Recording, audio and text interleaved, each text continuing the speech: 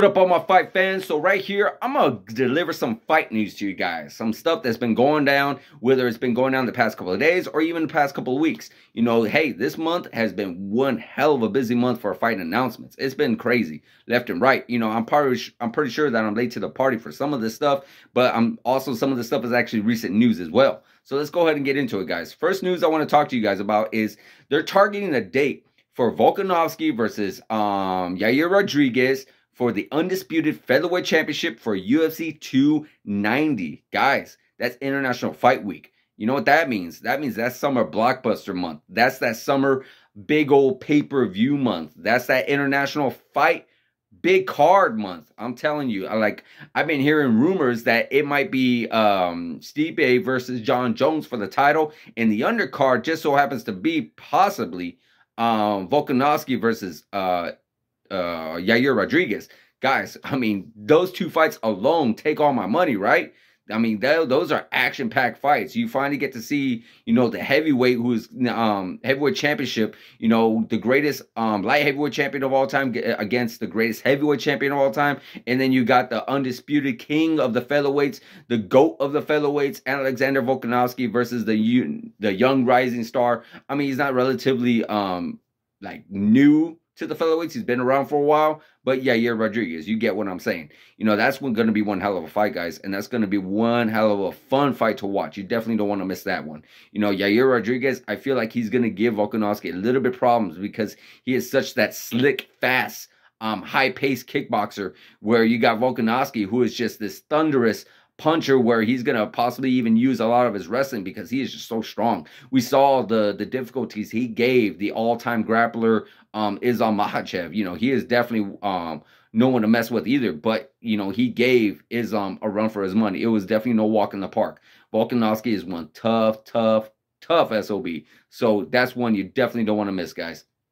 So as far as that goes, that's one of the fight news I want to talk to you about. I hope it happens, but we got to wait and see. Another fight news I want to talk to you guys is that Nick Diaz has been making a little noise, and he's been talking about how he wants to fight this year. You know, we've been talking about that, when he's going to fight, but he's actually been coming out saying, like, you know, he does want to have a fight. Who is he going to match up with, you know, in the middleweight division? Of course, he doesn't want to fight some relatively unknown guys, but he wants to fight some possibly big stars. I think he mentioned he just doesn't want to fight John Jones. I mean, that's a given. Come on. And then in the past, he's talked about, you know, Alex Pereira and Izzy Adesanya. I mean, you know, at the end of the day, unfortunately, you know, Nick Diaz has been relatively inactive, I should say, excuse me. And his last fight was against Robbie Lawler, and he definitely did not look like the Nick Diaz of old. He definitely looked like an older Nick Diaz, very slower, very out of shape. But hey, you never know. You never want to count Nick Diaz out, you know, because he's definitely one hell of a fighter. He's always been one hell of a fighter all his life, from his Pride days, Strikeforce days, even in the UFC days. The guy always brings his game, even when he was out of shape, and even when he was a little older, and even when he's been out of the game for a while, he still comes to fight. And that was still a fun fight that he had with Robbie Lawler. You know, very fun fight. But as far as who he should fight next, hey, why not do another Robbie Lawler fight? You know, they're both one apiece. Let's do a part 3. You know, get himself a little bit of a win. You know, get himself some respect. Get himself like, hey, you know, it's been a while since he actually has a legit win. His last legit win, I think, was back in 2011 against BJ Penn, if I'm correct. Maybe 2012, somewhere around that time frame. You know, he came over from Strikeforce, beat BJ Penn down. Then he had a back and forth war against Carlos Condit. Then, of course, we already know he lost to George St. Pierre. And then he lost, which turned into a no contest against Anderson Silva back in 2015. Stepped away from the game for quite some time, for what, 5, almost 6 years. And then he finally came back, I want to say 2021, against Robbie Lawler in September. That was a fun fight, but it did not go his way. So as far as him, I wouldn't want him returning and him going against somebody. I wouldn't want him to return against, you know, one of the strong cats out there. I wouldn't want him to go against like a top 5 or a top 4 or whatever that case may be. I wouldn't want none of that for him. I would definitely want him to ease himself in there. One of the fights I would have loved to seen him in there would have been Darren Till, but unfortunately Darren Till is gone from the industry for a little bit. You know, he's stepping away, but there's still other names out there that he could definitely go against. Possibly, like I said, should go against a Robbie Lawler. I'm sure Robbie Lawler's still out there. Maybe one fight that I would love to see him in would be actually kind of fun. Would be against Sean Strickland. Those guys would be trash talking to each other. I feel like there will be a stand and bang. I don't think Sean Strickland will try to take down Nick Diaz, but that would be one hell of a fun fight, guys. So let me know what you guys think. What should be next for Nick Diaz? I would definitely enjoy a Sean Strickland Nick Diaz fight, or the best one of all, probably Jorge Masvidal. Jorge Masvidal, Nick Diaz and Jorge Masvidal. God, these guys are OGs. These guys are going to be battling it out 100%. I would love that, and then it has a little bit of a story. Nick Diaz coming over and revenging his little brother's fight. That would be a very fun matchup and a very fun fight to witness. More fight news, guys. Another one I want to talk to you guys about. This one might be a little bit older, but May 6th, Canelo Alvarez is coming back. He is coming back since his little layoff after his victory over Triple G. I want to say back in September. Yeah, he's coming back, and he's had some time off a little bit. Well, he normally does. He normally does do September and May. I say, he does fight during the Mexican holidays, and Mexican Independence Day and Cinco de Mayo. But sometimes he's actually fought in like 3 times, where we seen him fight in November or we fight in December. Hell, last time I think he even saw him fight in February. He tried to get like 3 fights in there. So, but I do believe he had some injuries to his hands that he wanted to take care of. That could be speculation. I'm not 100% sure. I got to look into that. But he's fighting relatively unknown, I guess you could say. I think his name is John Ryder. Not a whole lot on this guy, but he is putting his titles on the line, and I think he's just trying to get back in the groove of things. He probably kind of lost his way. We remember he had that very unfortunate loss to Dimitri Bivol. Dimitri Bivol pretty much was just too big for him. His reach, his size, everything was just a little bit too much for Canelo Alvarez. But Canelo Alvarez has said that, hey, I want to come back and I want to face that guy. I want to try to get that loss back. I really want to try to avenge that loss. And that says a lot. That says a lot. A lot of fighters, they don't want to go back to that. They don't want that smoke again, especially when they lose. They don't want to, have the potential of losing again. But Canelo Alvarez isn't like any other fighters. He's actually going to go out there and try it. There's a lot of fighters that are afraid to try. There's a lot of fighters that are afraid to actually step in the ring with somebody that could potentially beat them. Now, maybe Canelo didn't feel like this guy could beat you. Not everybody has that mindset of like, oh, they walk in there and they feel like they are unbeatable. But with that being said, Canelo pretty much at least tried it, and he's willing to do it again. He's willing to go out there again. So, hey, you got to give him props for that. You got to give him respect for that, because, again, we are in the business where people want to try to take on the easiest fights possible and only get paid big money to take on those easy fights without really putting on their record on the line, their balance on the line, and their legacy on the line. And the only way you could do that is challenging the best when they are at their best. 100%. So let me know what you guys think about that. I know it's not the biggest fight. I know it's not the biggest name, but still, nonetheless, I'm pretty sure we're going to get bigger fights from Canelo.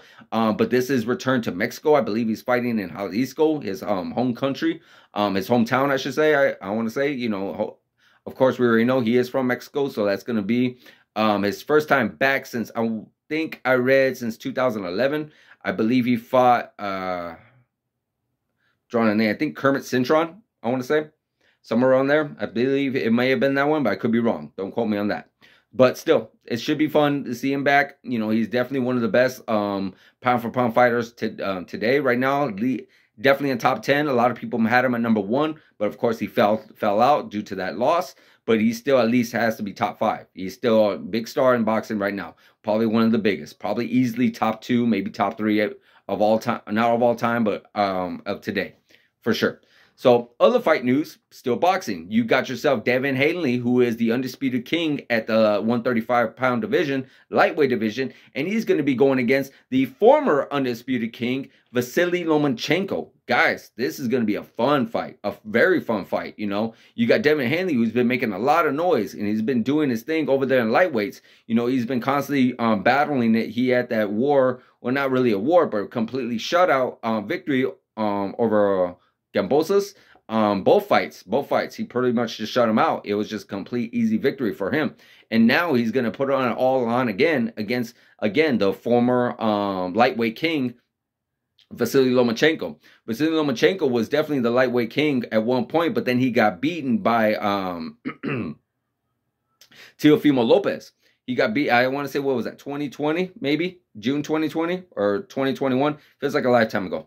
Feels like a lifetime ago, but it was quite some time ago. He had all the balance. He was just like a beast. I mean, the Vasily Lomachenko, his hand speed was incredible. His footwork was just unbelievable. He was like slipping, sliding, moving in and out. Like, I believe he took ballet dancing before or something like that. And he looked like he wasn't even, like, it was in a matrix. Like, it was just flowing. Like, it was just effortless. The way he was able to handle some of his opponents with his footwork. It was just unbelievable. You know, I've trained boxing for some time now. And to be able to move like that, it takes incredible amount of time to train for. Incredible amount. So you really got to give Lomachenko that respect. So this is going to be a tough challenge. Now, Lomachenko isn't, you know, a fresh fighter. I think his last fight was sometime last year. I am drawing a blank on the name right now. You know, he has come back a few times after that loss to Teofimo. I believe he's only came back for 2 fights, I want to say now. Possibly 3. I have to look more into that, guys. But, you know, we all know what's going on with the Ukraine. And I believe he went over there to help his country for some time. But then they was able to come back and do some of his own boxing thing and such like that. So, you know, he's been in and out of the country and helping his home and such. But now he's come back and we're going to see him fight for all the straps. I believe that's May 20th. May 20th. Hey, guys, I can't wait for that. Can't wait for that. I'm a huge boxing fan, and I'm really excited to see more of this boxing come around. You know, more fighters, more people fighting each other, the best fighting the best. I'm very excited for these guys. Very, very excited. So on to other fight news. This one actually doesn't surprise me all that much, guys. You got slap boxing, which was once on TBS, no longer on TBS. I believe it's going to be on this channel called Rumble. Not too familiar with it. Not too familiar with it.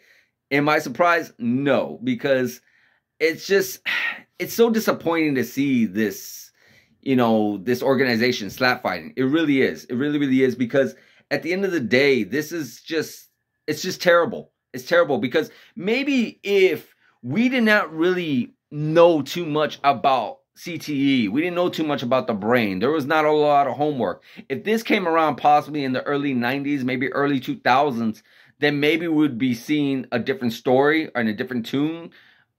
Even then, to me, honestly, it just doesn't seem all that interesting. Me personally, I don't see no competition whatsoever in it. You know, the person that gets to slap first is the one that's pretty much almost going to win. I'm sure it doesn't always happen that way. I've yet to see it whatsoever. But if you think about it logically, if me and you are going to fight each other and we hit each other and I hit you first, odds are you're going to be a little out of it. Odds are you're not going to probably have your full strength. Odds are you're probably going to not really feel your best because I literally just hit you as hard as I could. So now when you hit me, maybe there's not as much behind it as if vice versa. You know, as if you were hitting me first. Maybe if you hit me first, you would be at full strength. So it's kind of, I don't know. Like, I just don't see the competition in it. And I don't see, like, I hear and heard other people say, well, it's a brutal sport, just like MMA and boxing were a brutal sport. Yeah, but there's a lot more into it. There's a lot more that goes to that. There's a lot more that goes to boxing and MMA. We're not going in there because we wanted to see 2 fighters and say no defense, just punching until you guys cannot take it no more.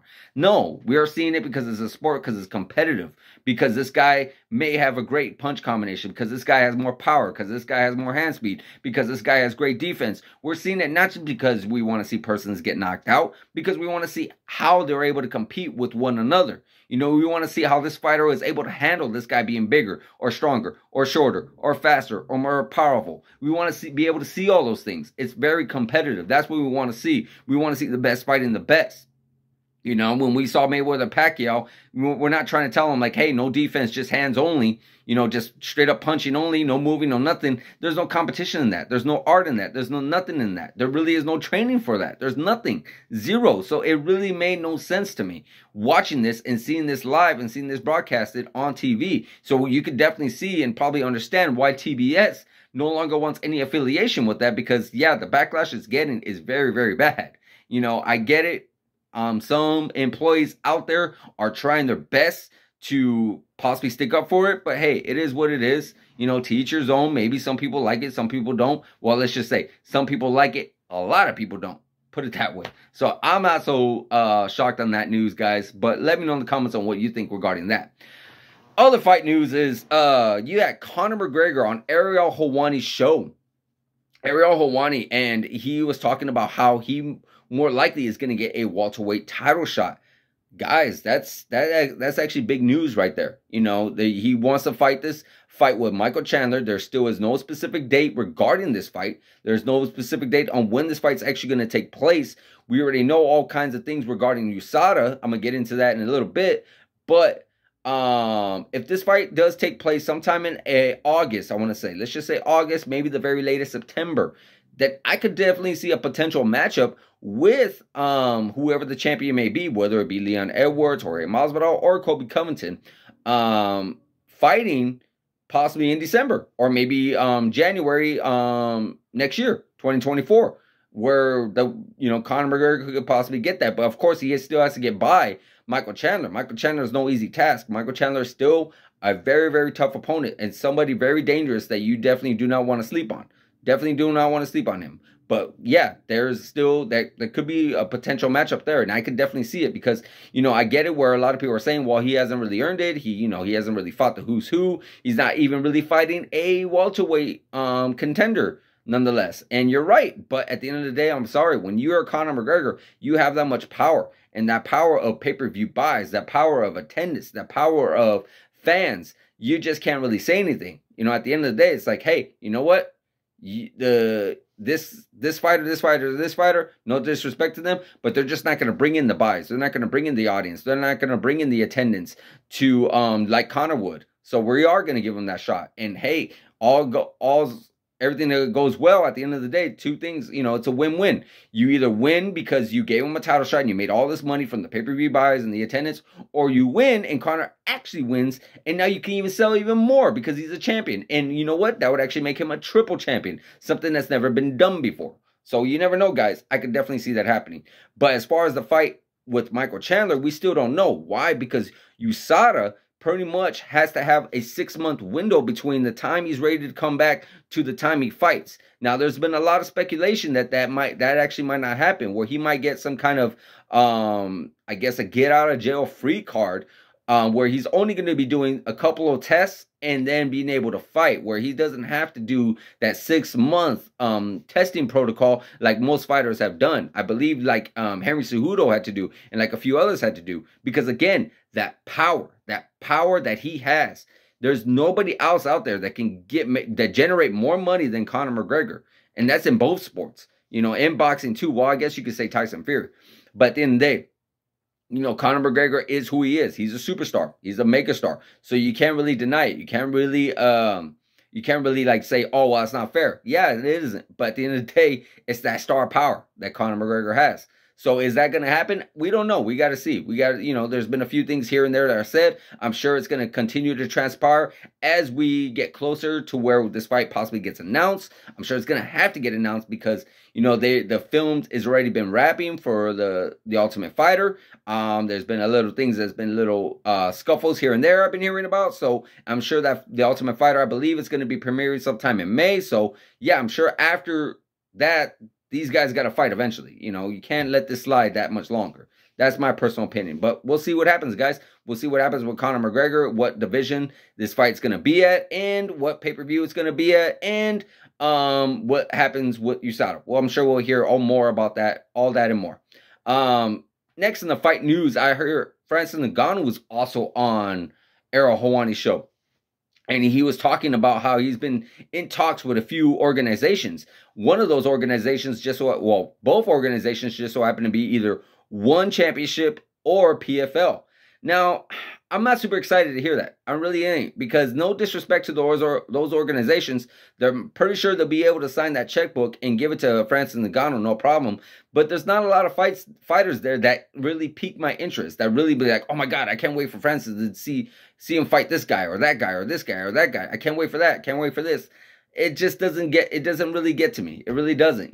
Possibly Bellator, I would probably see that more, only because of the fact that, there are a few more names there. and it would be fun a little bit. At the end of the day, I still would prefer Francis Ngannou in UFC, and so I don't think that's going to happen anytime soon. We already know what Dana White has said and such like that. But at the end of the day, we already know what he actually wants to do first. And what he wants to do first is boxing. He wants to go box. He wants to go be able to box someone like Deontay Wilder, like Anthony Joshua, like Tyson Fury. And in that, he said he's been really close. And so far, a deal could potentially be made. Potentially, probably, maybe with Deontay Wilder. Could be. You know, I know Deontay Wilder was scheduled to fight Andy Ruiz, but somehow that fight didn't go through. That fight didn't come into fruition. But, you know, he's been relatively quiet, and I've been hearing Francis Ngannou, and I've been hearing it possibly getting closer. There's been a lot of rumors and such like that, so we don't know 100%. There's no facts, but there's a lot of strong suggestion that his first fight coming out since he's been in the UFC this year will be against Deontay Wilder in a boxing match. It really, really looks like that. It really looks like that's where it's heading. It really looks like at the end of the day, possibly sometime this year, maybe in summertime, maybe in fall, we are going to see Francis Ngannou finally box. And that's what he's wanted to do. That's what he's always wanted to do. He wants to make that big money, that big boxing money. And hopefully he does. I really hope he does. But as far as the MMA organization signing, I'm not too keen on that. Not 100%, but you never know. You never know what could happen. Maybe after this boxing fight, you never know. Maybe UFC could come around and say, hey, you know what? We'll get you whatever you need. We'll get you whatever you need. Just get over here so we can make this big fight happen, this big showdown happen with Jon Jones. But to be determined. To see, wait and see. Well, there you have it, guys. That's my fight news that I want to give you guys. I know there's probably a lot of things that you've already heard, and there's a few things that you haven't heard. So hopefully you got to hear some of this stuff. Anything you want to discuss with me, anything you want to talk with me, anything that you want to bring up, maybe something I forgot, please do in the comments. Like, subscribe, hit that notification button, guys, and I'll see you guys in the next video.